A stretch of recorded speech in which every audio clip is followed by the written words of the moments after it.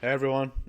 Okay, so in this video, I'm going to be showing you some of our results from our biggest client. Well, one of our biggest clients, actually. This guy, this team, I should say, this team have been working with us for just over 12 months now. So I'm going to show you some of their results from last year as we have just entered a new year, 2026. So these are some of their results going back in 2025. So this full month of August here, just to show you how things work, how some of the revenues are generated. Also to give you a clear example of refunds and average order value.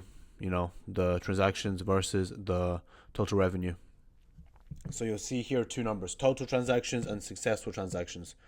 Total transaction is just everything, okay? Like failed, attempted, multiple cards, fraud, um, you know, refunds, countless transactions as well. So this just covers everything, okay? So we don't need to really care about this number.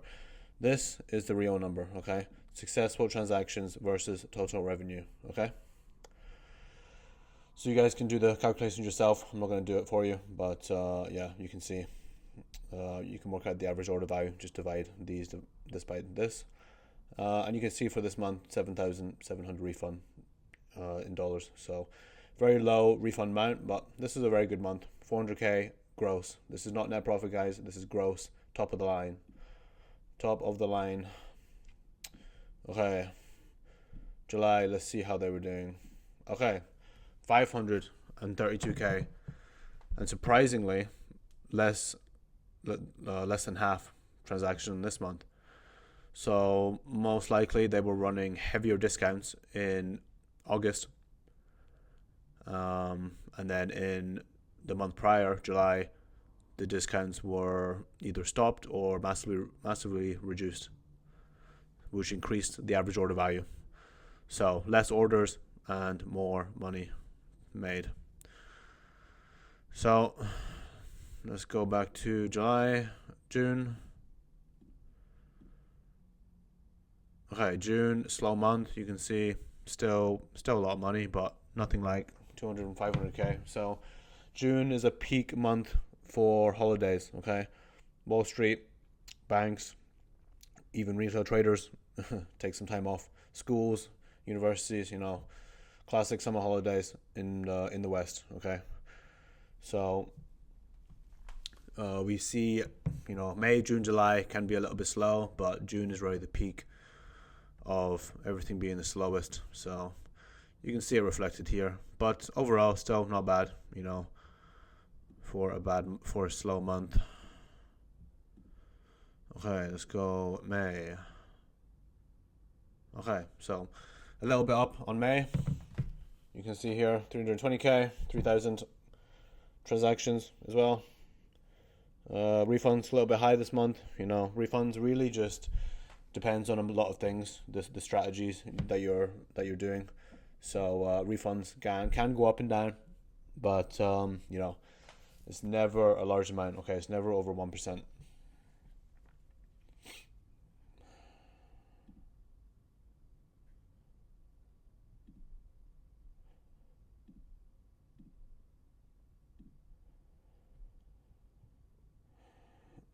Okay, so April.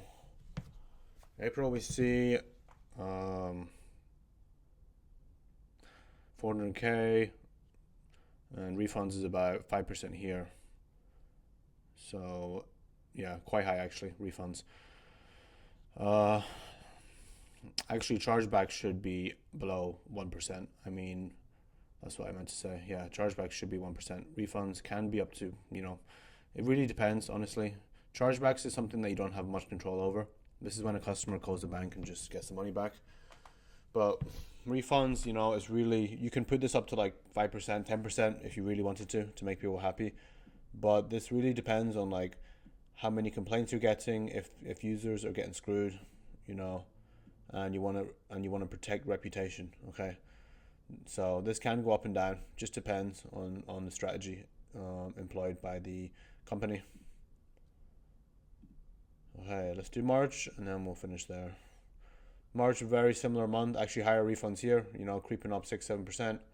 But yeah, revenue's huge. So if you're making a lot of revenue, you know, just accept that you're going to be paying more people out on refunds. You know, you want to be keeping people happy. This is a lot of revenue taken in. So to give, you know, 5% back to refunds to keep people happy. Also, when someone does pass and get a payout, then, you know, they get refunded anyway, but that's not as common. Most of these refunds just come from like super unhappy people, disgruntled customers, and they need something to make them less mad, okay? Because when people get mad in this industry, they get mad, okay? They get real mad. So you need to fix it quickly. And refunds is one of the best ways of doing it. Okay, so yeah, this was just a quick overview. What did I show you? August back to March. So yeah, a couple months. And you can see probably $2 million already in those 6 months or 5 months, whatever I showed you. But yeah, you can see this partner prop firm is doing extremely well, and yeah, they've been with us for just over a year, so well done to them.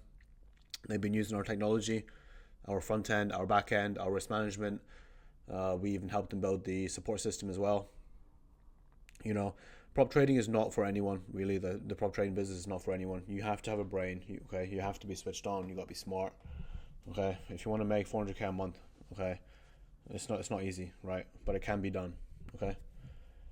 And if you want to make 400K a month trading futures or trading 500 to 1 leverage gold, good luck.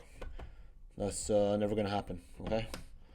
So if you want to get involved in the prop trading business, then subscribe. This is going to be more videos coming out talking about the prop trading business, so you guys can learn and get started and make money.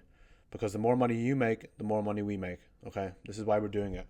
Because if you're going to start with us, then you use our technology, and we don't take revenue split. Okay, we just charge you on the number of accounts you make. So we take a small percentage of the successful transactions, basically. Okay, but we're not taking 10, 20, 30% of your business. Okay, it's going to be much smaller than that. So the more you guys scale, the more we help you scale, the more money we make. Okay. All right. Have a good night.